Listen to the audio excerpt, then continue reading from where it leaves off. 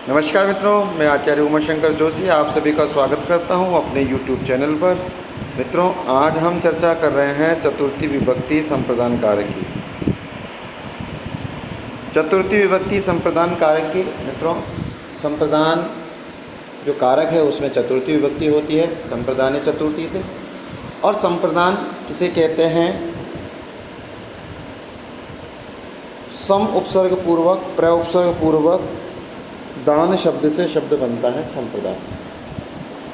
सम्यक प्रदीयते यस्वै सह संप्रदानम, अर्थात जिसके लिए ठीक प्रकार से कुछ प्रदान किया जाता है उसे हम संप्रदान कहते हैं। आचार्य पाणिनि ने संप्रदान संज्ञा करने के लिए कर्मणा यम अभिप्रेति सह संप्रदानम, अर्थात कर्म के द्वारा जिसे अभिप्रेत खुश करने के लिए कुछ किया जाता है उसको संप्रदान कहते हैं। कात्यायन मोदन ने क्रिया यमविप्रेति सुप्य संप्रदानम, वार्तिक से कहा कि क्रिया के द्वारा भी यदि किसी को खुश किया जाता है तो उसकी भी संप्रदान संज्ञा होती है। आइए मित्रों, इस संप्रदान संज्ञक कारक में चतुर्थी विभक्ति होती है। तो नियम पहला है कि सम्यक प्रकार से दान करने के अर्थ में जिसको दान दिया जावे उसमें चतुर्थी विभक्ति होती है। जैसे भिक्षुकम वस्त्राणि यच्छति, भिक्षुकम वस्त्राणि यक्षति। तो मित्रों, यहाँ भिक्षुकम अशुद्ध पद है, इसके लिए शुद्ध होगा भिक्षुकाय वस्त्राणि यच्छति।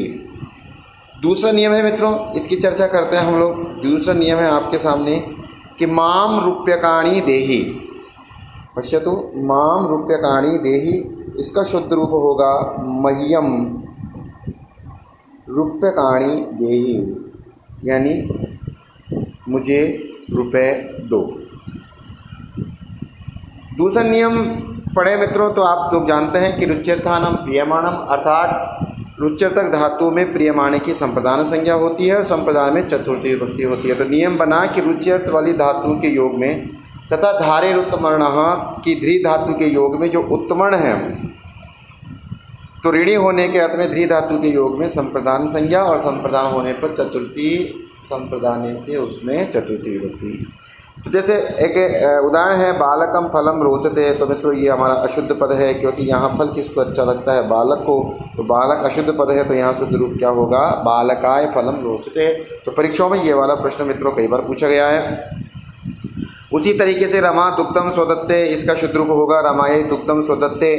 और मित्रों रमेशा सुरेशा सतम धारयति, तो धी धातु के योग में धारण करने के अर्थ में हम क्या करेंगे? इस सुरेश में भी कौन सी विभक्ति कर देंगे? चतुर्थी, और रूप बनेगा आपका रमेशः सुरेशाय शतम धारयति।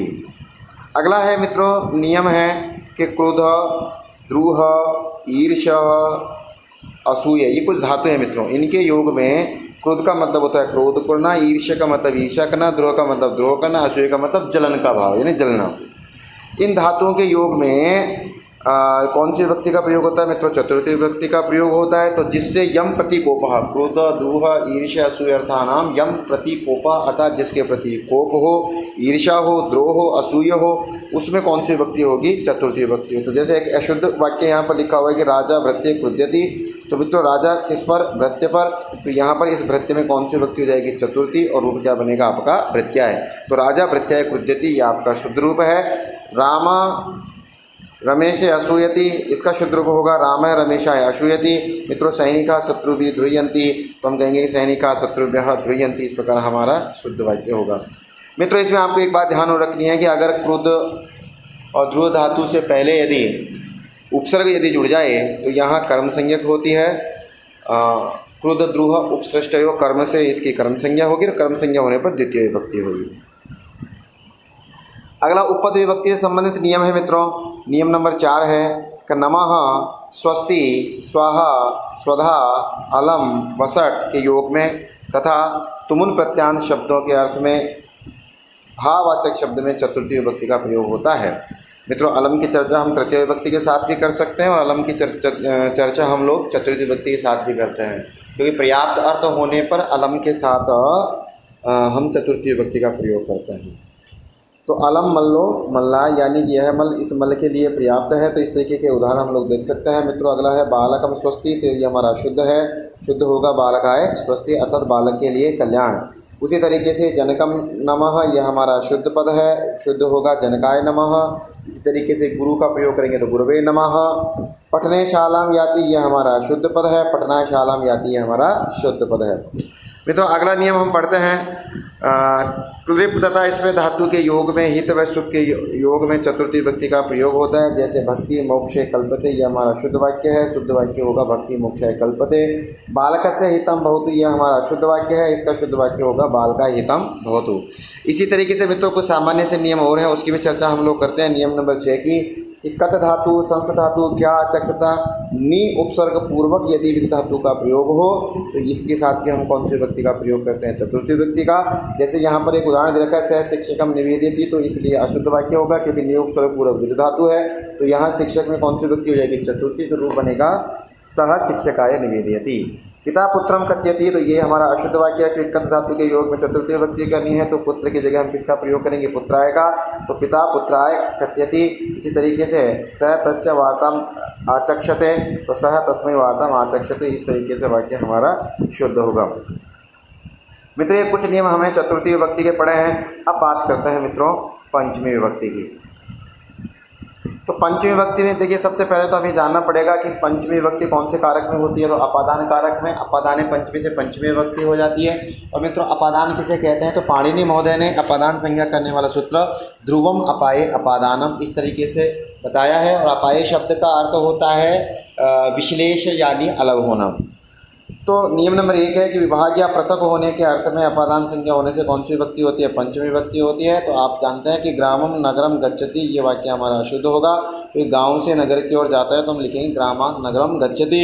इसी तरीके से वृक्षे पत्राणि पतन्ति, ये शुद्ध वाक्य है। वृक्षात् पत्राणि पतन्ति, ये शुद्ध वाक्य है। इसी तरीके से आपका हिमालय गंगा निर्गच्छति, ये आपका वाक्य अशुद्ध है, इसका शुद्ध वाक्य होगा हिमालयात् गंगा निर्गच्छति। दूसरा वार्तिक से संबंधित नियम लिया गया है जो कात्यायन महोदय का है मित्रों कि जुगुप्सा विराम प्रमाद अर्थ वाली धातुओं के योग में भी कौन सी विभक्ति होती है? पंचमी। पुनः एक बार कि जुगुप्सा विराम प्रमाद अर्थ वाली धातुओं के योग में पंचमी विभक्ति होती है। तो ऐधर्मेण जुगुप्सते, यह हमारा अशुद्ध वाक्य होगा क्योंकि यहाँ में तो तृतीय विभक्ति है। शुद्ध वाक्य क्या होगा? ऐधर्मात् जुगुप्सते। पापेन विरमति, यह अशुद्ध वाक्य है क्योंकि यहाँ तृतीय विभक्ति है, तो शुद्ध होगा पापात् विरमति। इसी तरीके से सत्यम माँ प्रमद, यह हमारा अशुद्ध वाक्य है, शुद्ध वाक्य होगा सत्यात् माँ प्रमद, अतः सत्य से आलस मत करो।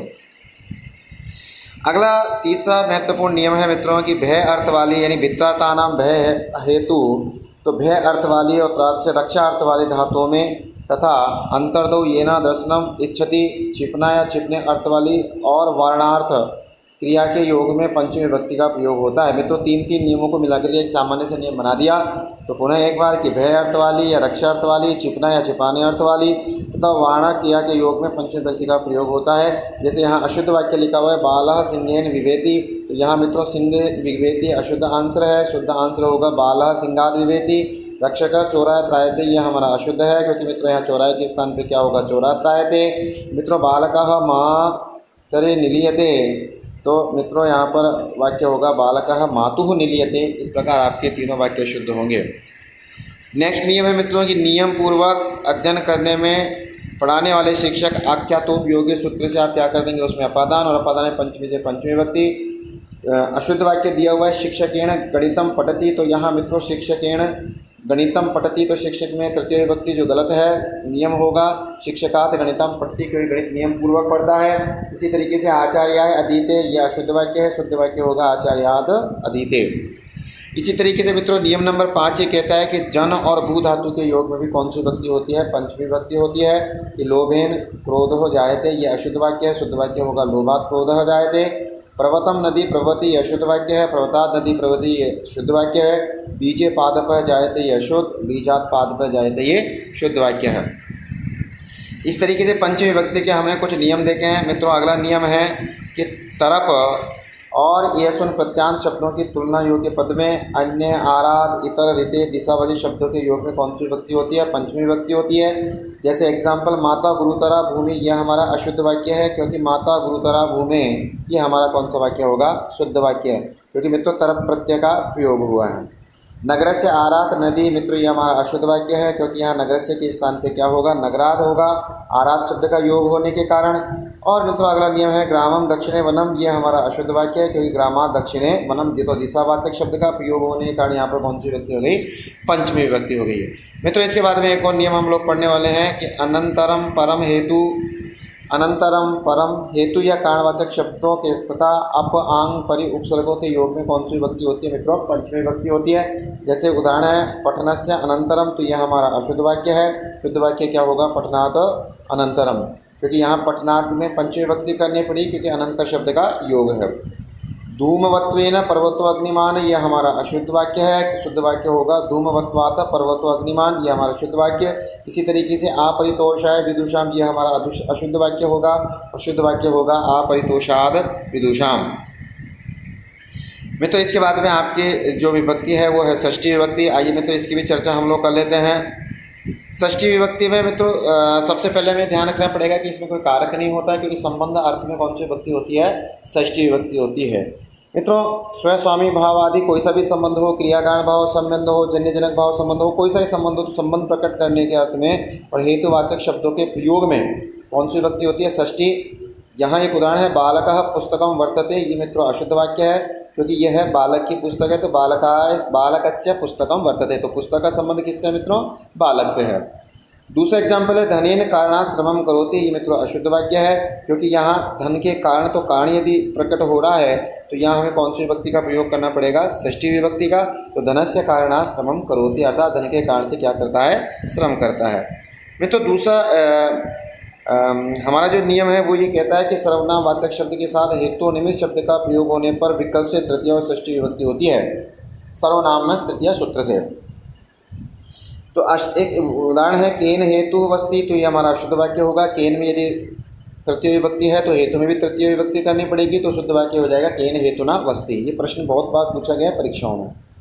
कस्य निमित्तम रोदति, तो यह हमारा निमित्तम रोदति, तो यह हमारा अशुद्ध वाक्य होगा, क्योंकि कस्य में षष्ठी विभक्ति है तो निमित्त में षष्ठी विभक्ति करनी पड़ेगी हम लोगों को। तो वाक्य बनेगा हमारा कस्य निमित्तस्य रोदति, तो षष्ठी भी कर सकते हैं और तृतीया भी कर सकते हैं हम।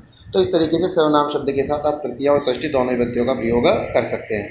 आइए मित्रों कुछ और चर्चा करते हैं कि दिशावाची अतः प्रत्यय और उसके अर्थ वाले शब्दों में और पुरः पुरस्ताद अधः ऊपरी अग्रे पश्चात आदि शब्दों के योग में कौन सी विभक्ति का प्रयोग होता है, षष्ठी। जैसे हम कहते हैं कि वृक्ष ऊपरी काकः तिष्ठति, तो ये मित्रों ये हमारा शुद्ध वाक्य है। शुद्ध वाक्य होगा वृक्षस्य ऊपरी काकः तिष्ठति। नगरात् दक्षिणतः उपवनम, तो मित्रों नगरस्य दक्षिणतः उपवनम।